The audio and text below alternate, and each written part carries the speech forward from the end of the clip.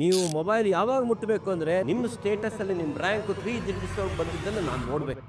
NEET exam ನಾವು crack ಮಾಡೋದು ಹೇಗೆ, ಸ್ಟೇಟ್ ರ್ಯಾಂಕಿಂಗು ನಮ್ದು 1,000 ಒಳಗೆ ಬರೋದು ಹೇಗೆ ಅಂತ ಬಹಳ ಜನರ ತಲೆಯಲ್ಲಿರುತ್ತೆ. ಮೊದಲನೇ ಸಂಕಲ್ಪ, ನಾನು ದಿನ 10 ಗಂಟೆ ಓದ್ತೀನಿ, ಒಂದು ದಿನನೂ ಬೇರೆ ಕಡೆ ತಲೆ ಹಾಕೋದಿಲ್ಲ.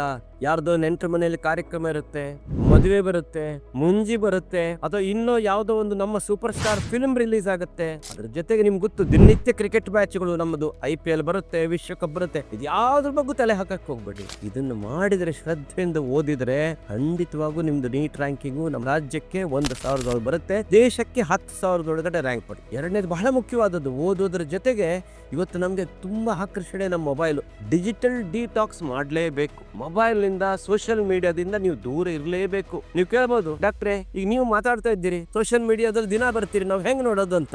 ನಂದು ನೋಡೋದು ಬೇಡ. ನಿಮ್ಗೆ ಅಕಸ್ಮಾತ್ ಏನಾದ್ರು ವಿಡಿಯೋ ಒಳ್ಳೇದು ನೋಡ್ಬೇಕು ಅಂದ್ರೆ ನಿಮ್ಮ ತಂದೆ ಅಥವಾ ತಾಯಿ ಹತ್ರ ಇರುವಂತ ಮೊಬೈಲ್ ಅನ್ನು ಒಂದು 5 ರಿಂದ 10 ನಿಮಿಷ ನೋಡಿ. ನೀವು ಮೊಬೈಲ್ ಯಾವಾಗ ಮುಟ್ಟಬೇಕು ಅಂದ್ರೆ ನೀಟ್ ಎಕ್ಸಾಮ್ ದಲ್ಲಿ ನಿಮ್ ರ್ಯಾಂಕ್ ಬಂದಾಗ ನಿಮ್ಮ ಸ್ಟೇಟಸ್ ಅಲ್ಲಿ ನಿಮ್ ರ್ಯಾಂಕ್ 3 ಡಿಜಿಟ್ಸ್ ಬಂದಿದ್ದನ್ನು ನಾನು ನೋಡ್ಬೇಕು. ಇನ್ನು ಮೂರನೇದು ಬಹಳ ಮುಖ್ಯ, 7 ತಾಸು ನಿದ್ರೆ ಮಾಡಬೇಕು. ಬಹಳ ಜನ ನಾನು ನೋಡ್ತೀನಿ, ಓದಿರ್ತಾರೆ, ಮೊಬೈಲ್ ಇಂದನೂ ದೂರ ಇರ್ತಾರೆ, ಅದ್ರ ಒಳಗಡೆ ಎಲ್ಲೋ ಒಂದ್ ಕಡೆ ತುಂಬಾ ಟೆನ್ಷನ್ ಅಂತ ಹೇಳ್ತಾರೆ. ಯಾರು ನಿದ್ರೆ ಮಾಡೋದಿಲ್ವೋ ಅವರಿಗೆ ಏಕಾಗ್ರತೆ ಕೊರತೆ ಆಗುತ್ತೆ. ಅದ್ರ ಜೊತೆಗೆ ಮಂತದ್ದು ಬಹಳ ಮುಖ್ಯವಾದದ್ದು, ದಿನ ಒಂದು ಅರ್ಧ ಗಂಟೆ ಬೆಳಿಗ್ಗೆ, ಸಂಜೆ ಒಂದು ಅರ್ಧ ಗಂಟೆ ಯೋಗ, ಪ್ರಾಣಾಯಾಮ, ನಾಮಸ್ಮರಣೆ, ಚಾಂಟಿಂಗು, ಇಲ್ಲ ಒಳ್ಳೆ ಮ್ಯೂಸಿಕ್ ಅನ್ನು ಕೇಳೋದು. ಅಂದ್ರೆ ನಿಮ್ಗೊಂದು ರಿಲ್ಯಾಕ್ಸೇಷನ್ ಬೇಕಲ್ಲ. ಅದು 10 ಗಂಟೆ ಓದೋದು, 1 ಗಂಟೆ ಇವನ್ ಮಾಡಿದ್ರೆ ನಿಮ್ ಮೈಂಡ್ ರಿಲ್ಯಾಕ್ಸ್ ಆಗಿರುತ್ತೆ ಮತ್ತು ನೀವು ನೀಟ್ ಪರೀಕ್ಷೆಗೆ ಹೋಗುವಾಗ ತುಂಬಾ ಕಾನ್ಫಿಡೆಂಟ್ ಆಗಿ ಹೋಗ್ತೀರಿ. ಇವತ್ತು ಬೇಕಾದಷ್ಟು ಕೋಚಿಂಗ್ ಸೆಂಟರ್ ಇದೆ, ಬೇಕಾದಷ್ಟು ನಿಮ್ಗೆ ಕೊಡೋರಿದ್ದಾರೆ. ಪ್ರಶ್ನೆ ಪತ್ರಿಕೆ ಒಂದು 10 ಸೆಟ್ ಗ್ರ್ಯಾಂಡ್ ಟೆಸ್ಟ್ ಅನ್ನು ಬರೀರಿ, ಅದನ್ನ ನಾವು ಕೊಡ್ತೀವಿ.